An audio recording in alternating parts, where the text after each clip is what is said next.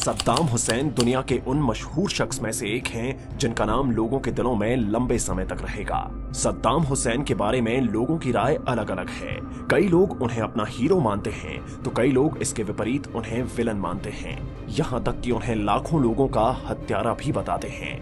तो आज की हमारी वीडियो सद्दाम हुसैन के बारे में है। इस वीडियो में हम सद्दाम हुसैन की बायोग्राफी के बारे में जानेंगे। तो चलिए बिना देरी किए वीडियो को शुरू करते हैं। सद्दाम हुसैन का जन्म 28 अप्रैल 1937 को बगदाद के उत्तर में स्थित तिकरित के पास अल गोजा गांव में हुआ था। सद्दाम हुसैन काफी ज्यादा गरीब फैमिली से संबंध रखते थे। उनके पिता मजदूर थे। सद्दाम हुसैन के जन्म से पहले ही उनके पिता की मृत्यु हो गई थी। ऐसी स्थिति में उनकी माता का जीवन पूरे तरीके से लड़खड़ा गया था, यहाँ तक कि वो डिप्रेशन में चली गई थीं। हालांकि बाद में सद्दाम हुसैन की मां ने अपने देवर के साथ शादी कर ली थी, लेकिन सौतेले बाप के साथ सद्दाम हुसैन की बिल्कुल भी नहीं बनती थी। इसलिए उसकी मां ने बाद में अपने बच्चों की परवरिश के लिए तीसरे व्यक्ति से शादी की थी।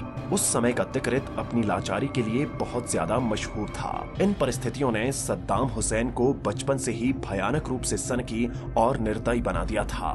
बच्चों के हाथों पिटने के भय से सद्दाम हुसैन अपने पास एक लोहे की छड़ी रखा करता था और उस छड़ी से जानवरों की पिटाई किया करता था। इन सब परिस्थितियों की वजह से सद्दाम हुसैन हमेशा अकेले में समय बिताता था और यहाँ तक कि वो सभी बच्चों से भी काफी अलग था। जब सद्दाम हुसैन थोड़ा बड़ा हुआ तो उन्होंने अपनी हायर एजुकेशन के लिए इराक के बगदाद में जाने का फैसला किया और उस समय का दौर ऐसा था कि इराक में ब्रिटेन का राज हुआ करता था। जैसा कि आप जानते हैं कि अंग्रेजों ने आधे से ज्यादा दुनिया पर राज किया है और दुनिया के बड़े से बड़े देशों को लूटा है और उन देशों में से एक देश भारत भी रह चुका है। हालांकि द्वितीय विश्व युद्ध के बाद अंग्रेज कमजोर पड़ने लगे और उन्हें भारत जैसे कई अन्य देशों को छोड़ना पड़ा, लेकिन इराक एक ऐसा देश हुआ करता था जहां पर तेल की भरमार थी। इतने बड़े तेल के भंडार की वजह से ब्रिटेन इराक को छोड़ने के लिए बिल्कुल भी तैयार नहीं था, लेकिन द्वितीय विश्व युद्ध के बाद वो कमजोर हो चुके थे। उन्होंने इराक तो छोड़ दिया, लेकिन वहां पर एक ऐसे शासक को स्थापित कर दिया जो शासक तो इराक का था, लेकिन गुलामी अंग्रेजों की किया करता था। इराक के लोगों को धीरे धीरे एहसास होने लगा था कि इराक में हुकूमत तो बेशक इराक के शासक की है, लेकिन वो गुलाम ब्रिटेन का है। ऐसे में धीरे धीरे वहां के लोगों ने प्रोटेस्ट करने शुरू कर दिए थे। इराक के लोग चाहते थे कि उनकी हुकूमत ऐसी हो जो इराक के हक में उनके पक्ष में फैसले करे, न कि अंग्रेजों का गुलाम बनकर रहे। और सद्दाम हुसैन भी उन्हीं शख्स में से एक थे जो प्रोटेस्ट में शामिल हुआ करते थे। इराक की आजादी के मूवमेंट्स के लिए सद्दाम हुसैन ने कम उम्र में ही बाथ नाम की पॉलिटिकल पार्टी ज्वाइन कर ली थी। उसी पार्टी के साथ अहमद हसन अल बकर भी जुड़े हुए थे। अल बकर सद्दाम हुसैन के चचेरे भाई लगते थे। उस पार्टी में रहते रहते प्रोटेस्ट करते करते सद्दाम हुसैन का कद भी उस पार्टी में काफी ऊंचाइयों तक बढ़ चुका था और साथ ही इराक की तस्वीरें भी बदलती चली गईं। कुछ साल बीत जाने के बाद पार्टी ने अंग्रेजों के इशारे पर नाचने वाली हुकूमत को गिरा डाला। न ही सिर्फ अंग्रेजों की बनाई हुई हुकूमत को गिराया, बल्कि अपनी पार्टी को भी पावर में ले आए। पार्टी के पावर में आते ही अहमद हसन अल बकर को इराक का राष्ट्रपति बनाया गया और सद्दाम हुसैन इस पार्टी में राष्ट्रपति के बाद दूसरे नंबर के सबसे ज्यादा पावरफुल व्यक्ति थे।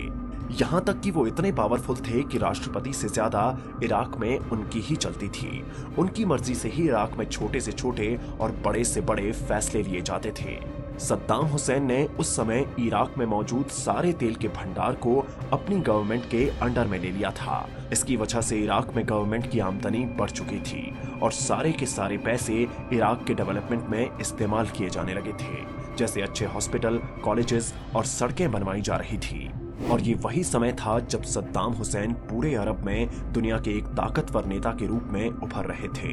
और एक समय ऐसा आया जब अहमद हसन अल बकर बीमार हो गए थे, तो उसके बाद अहमद हसन अल बकर ने इस्तीफा दे दिया और फिर सद्दाम हुसैन इराक देश के राष्ट्रपति बन गए थे।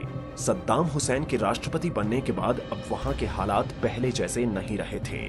सन 1980 में ही इराक और ईरान के बीच जंग शुरू हो गई थी और ये जंग लगभग 8 सालों तक चली थी। इस जंग से दोनों देशों को कुछ भी फायदा नहीं हुआ, लेकिन नुकसान काफी ज्यादा हुआ था। इस जंग के कारण दोनों देशों को जान माल की काफी ज्यादा हानि हुई थी। इस जंग में काफी सारे देश आपस में शामिल थे। उनमें से एक देश अमेरिका भी था जो इराक का साथ दे रहा था। अमेरिका ने इराक की काफी तरीके से इस जंग में सहायता की थी। पुरानी जंग से इराक उभरा नहीं था कि 1988 में इराक ने कुवैत पर हमला कर दिया और पूरे कुवैत पर कब्जा कर लिया था। और यही हमला सद्दाम हुसैन के लिए सबसे ज्यादा खतरनाक साबित हुआ। इसकी वजह से जितने भी अरब देश से थे सारे के सारे एकजुट हो गए थे और अमेरिका भी खुलकर इराक के सामने आ गया था। जहां पहले इराक का साथ दे रहा था, अब वही उसके विपरीत उसके सामने आकर खड़ा हो गया था। और यहीं से सद्दाम हुसैन और अमेरिका के बीच में दुश्मनी बढ़ चुकी थी। अमेरिका ने इराक पर हमला करके कुवैत को आजाद करवा लिया था। उसके बाद सद्दाम हुसैन और अमेरिका के बीच में काफी ज्यादा दुश्मनी बढ़ चुकी थी। दोनों में दुश्मनी चल ही रही थी कि अचानक अमेरिका में 9/11 का हमला हो गया था, जिसमें हजारों लोगों की जान चली गई थी। अमेरिका ने इस सारे मामले के पीछे सद्दाम हुसैन को जिम्मेदार ठहराया था और ये भी कहा था कि इराक ने अपने देश के अंदर कुछ ऐसे केमिकल रखे हैं जो पूरी दुनिया के लिए खतरा हो सकते हैं। लेकिन सद्दाम हुसैन ने इन सारे आरोपों को सिरे से नकार दिया था। उसके बाद अमेरिका ने 2002 में ये मुद्दा यूनाइटेड नेशन में उठाया था, जिसके बाद ये तय किया गया था कि यूनाइटेड नेशन की एक टीम को इराक में भेजा जाएगा जो सारी जांच करेगी। लेकिन यूनाइटेड नेशन की टीम जब वहां पर गई थी तो उन्हें इराक में सारी जांच करने के बाद भी कुछ नहीं मिला था। इसके बाद इराक को यूनाइटेड नेशन के द्वारा क्लीन चिट दे दी गई थी। इराक के ऊपर लगाए गए सारे इल्जाम गलत साबित कर दिए गए थे, लेकिन अमेरिका किसी भी हालत में मानने के लिए तैयार नहीं था और जनवरी 2003 में अमेरिका ने ऐलान कर दिया था कि सद्दाम हुसैन या तो सारे केमिकल हथियार को बाहर निकाल दे या फिर इराक छोड़कर चला जाए। लेकिन ऐसा नहीं हुआ। 2003 में ब्रिटेन की मदद से अमेरिका ने इराक पर हमला कर दिया था और बगदाद पर कब्जा कर लिया था। उसके बाद सद्दाम हुसैन को ढूंढने के लिए 9 महीने तक तलाश जारी रही और 9 महीने बाद सद्दाम हुसैन को बंकर के अंदर से गिरफ्तार किया गया। ये बंकर उसी गांव में था जहां पर सद्दाम हुसैन का जन्म हुआ था। गिरफ्तार करने के 3 साल तक उन पर केस चलाया गया। उसके बाद 30 दिसंबर 2006 को उन्हें फांसी पर चढ़ा दिया गया था।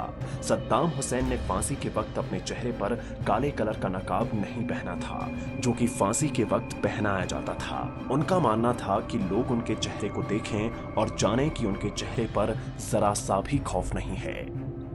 तो दोस्तों, ये था सद्दाम हुसैन का जीवन परिचय। अब आपको समझ आ गया होगा कि कौन लोग उन्हें अपना हीरो मानते हैं और कौन लोग उन्हें विलन मानते हैं। सबकी इस विषय में अपनी अलग अलग राय है।